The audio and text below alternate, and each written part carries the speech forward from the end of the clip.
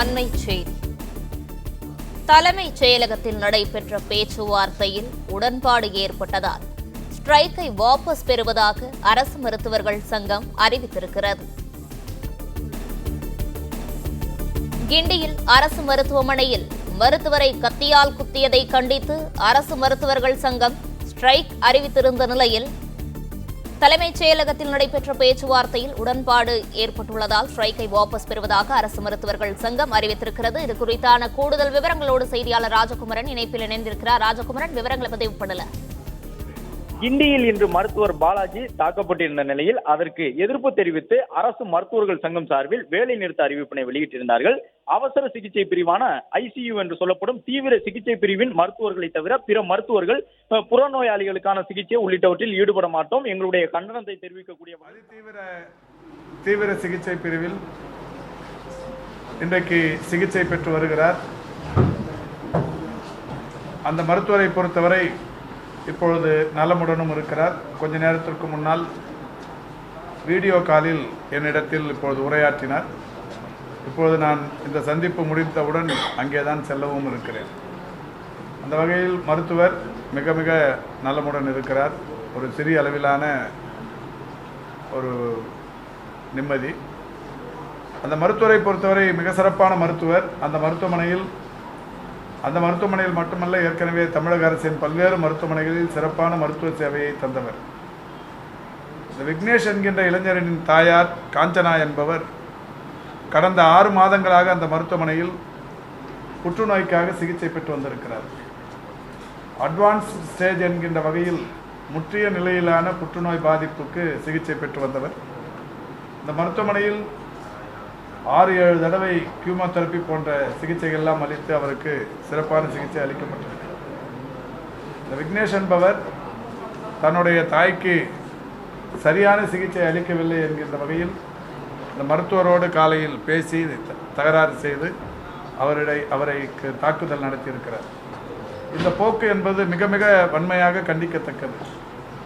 அரசு மருத்துவர்கள் மிக சிறந்த வகையில் ஆத்மார்த்தமாக சேவை மனப்பான்மையோடு தமிழ்நாட்டில் பணியாற்றி கொண்டிருக்கிறார்கள்.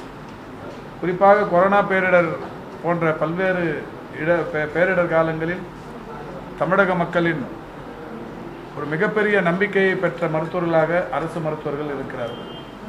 அந்த வகையில் மருத்துவத்தில் குறைபாடு என்கின்ற ஒரு போலியான காரணத்தை சொல்லி தாக்குதல் நடத்துவது என்பது மிக மிக கண்டிக்கத்தக்கது.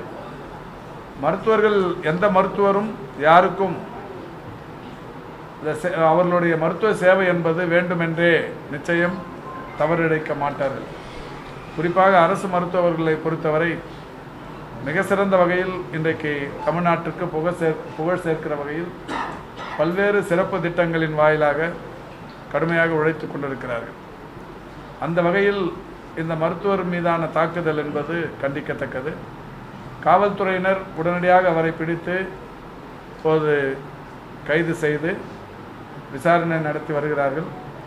அவர் மட்டும்தான் வந்தாரா, அவருடன் வேறு யாராவது வந்தார்களா என்பதை விசாரித்து அவருடன் வேறு யாரும் சம்பந்தப்பட்டிருந்தாலும் அவர்களையும் கைது செய்து நடவடிக்கை எடுப்பார்கள்.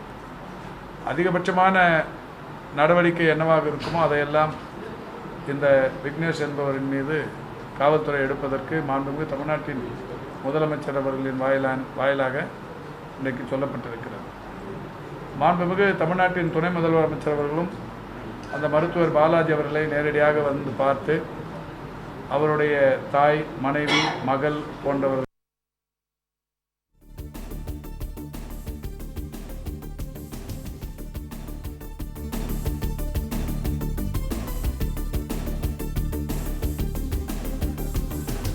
தமிழ்நாட்டில் இருக்கிற 2206 ஆரம்ப சுகாதார நிலையங்களிலும் முதன்முறையாக சிசிடிவி கேமரா பொருத்தும் பணியை கடந்த 3 மாதங்களாக செய்து வருகிறோம். அது எல்லா ஆரம்ப சுகாதார நிலையங்களிலும் சிசிடிவி கேமரா பொருத்தப்பட்டு விட்டது. அதற்கு ஒரு சர்வர் மட்டுமே பொருத்தப்பட வேண்டும். அந்த பணி மிக விரைவில் முடிக்கப்பட்டு சிசிடிவி கேமரா ஆரம்ப சுகாதார நிலையங்களிலும் வரவிருக்கிறது. ஏற்கனவே மருத்துவக் கல்லூரி வட்டார அரசு மருத்துவமனைகளிலும் மாவட்ட அரசு மருத்துவமனைகளிலும் சிசிடிவி கேமரா என்பது அனைத்து மருத்துவமனைகளிலும் இருக்கிறது. மருத்துவர் சங்கங்களைச் சேர்ந்த நிர்வாகிகள் கூடுதலாக சொன்னது, நோயாளிகளுடன் வருகிற அட்டண்டர்ஸை அவர்களுடைய எண்ணிக்கையை குறைக்க வேண்டும், சரிப்படுத்த வேண்டும் என்று சொல்லியிருக்கிறார்கள்.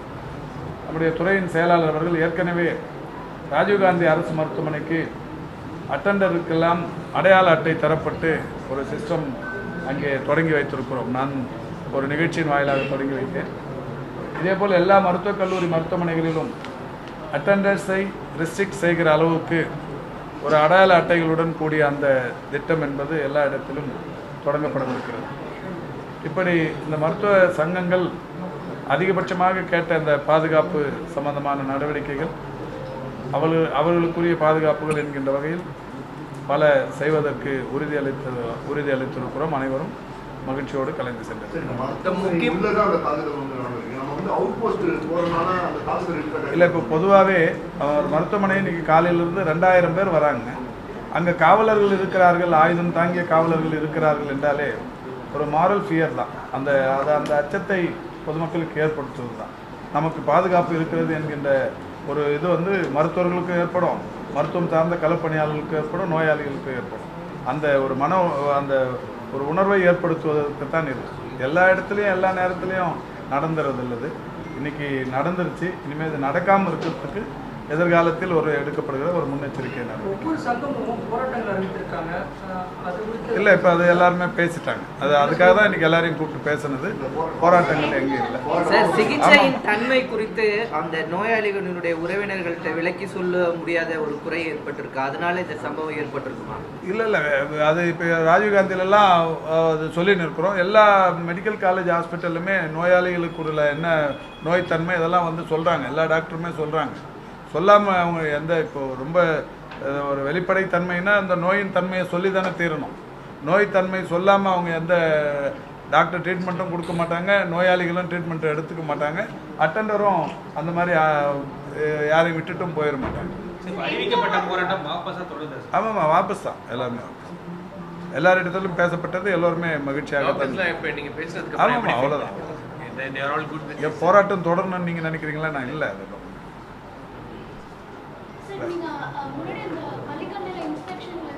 என்னம்மா?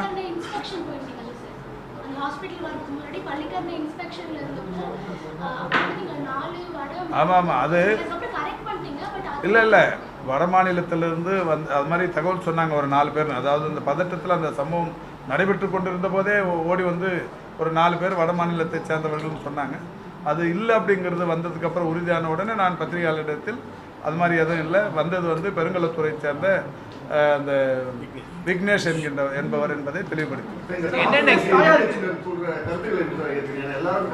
இல்லை, இது நிச்சயமாக இது ஒரு யாரும் எதிர்பார்க்காத ஒன்று. இது மாதிரி இனிமேல் நடக்கக்கூடாது.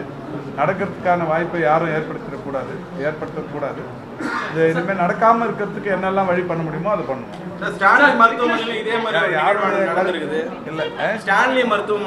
அது வேற, இது வேறுங்க. ஒரு மனநோயாளி ஒருவர் அந்த சைக்கியாட்ரிக் டாக்டர் கையில் நடந்துக்கிற ஒரு சின்ன சம்பவம், இதுக்கு சம்மந்தப்பட்டார்.